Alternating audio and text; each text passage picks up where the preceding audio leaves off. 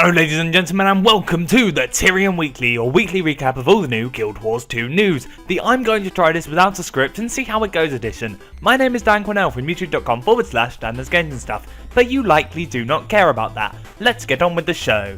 Coming up today, there is a new Fractured patch. Everything in Fractals is going to basically be revamped, and it's going to be amazing because it doesn't involve Scarlet. The Obsidian Sanctum update is also coming in this next patch. There's going to be a new arena for Guild vs Guild, and you can get into it from the main World World menu. We've left behind the tower in Keswick Hills, and we've gone on to the Fractals of the Mist. In its first proper update since about a year ago, there are now 3 new Fractals and 2 new boss Fractals coming into the game. The first of which is an Aetherblade Fractal. This Fractal will be a shortened version of the Aetherblade dungeon we saw earlier in the year, with the really nice boss fight and everything. Yeah, it'll be pretty awesome. The second Fractal is the Molten Alliance Fractal, with pretty much the same thing. It's going to be a shortened version of the Molten Dungeon. The final Fractal is the Fractal that we voted in when we voted Ellen Keel as one of the council members on Lion's Arch. We're finally going to be able to explore the Formanova reactor and why it melted down, who's involved, is Scarlet involved, is Traherne involved, is there a dragon? Probably not.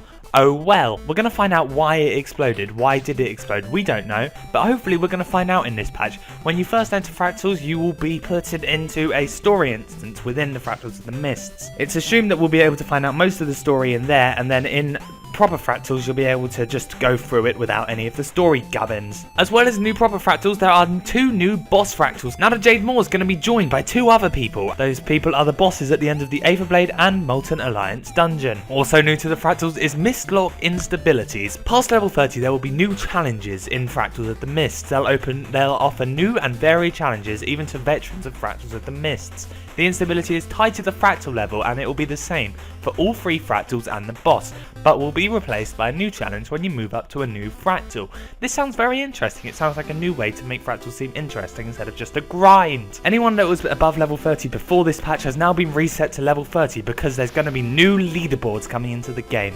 It's going to be a right rush to get up to the top, but it's going to be awesome, and everyone can rush to get to the top of the leaderboard, and it's going to make things very competitive at high-end PvE. You'll be able to receive a special daily chest for finishing a boss Fractal once per day. This chest will contain a number of items based on your current Fractal level. Embryo Fragments, Fractal Relics, a Pristine Fractal Relic, and gold will all be in this chest. And the boss chest will have a chance at containing a number of other rare rewards. As your Fractal increases, so do the odds of obtaining these items.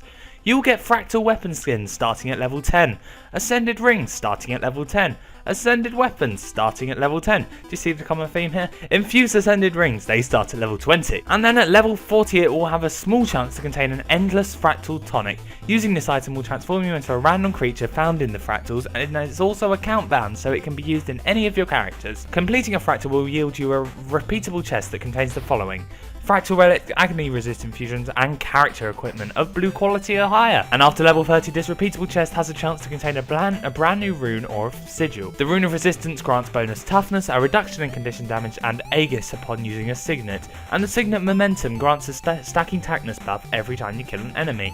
This sounds very interesting, and I cannot wait to provide coverage for you next patch. Also in this patch, the Obsidian Sanctum has had an update to contain all of the Guild vs Guild stuff. The footage you are currently seeing on screen right now is from youtube.com/BogOtter. So go check him out, because I didn't get into the Edge of the Mist beta and he did, so screw him. So the arena, as you are probably seeing right now, has spectators on the outside where you can sit and you can watch the Guild vs Guild taking place. There are different torches on each side of the arena, and it's pretty interesting because it's very easy to organise each other basically, and the whole arena looks very nice. It's very well made, and I very much applaud ArenaNet for doing it.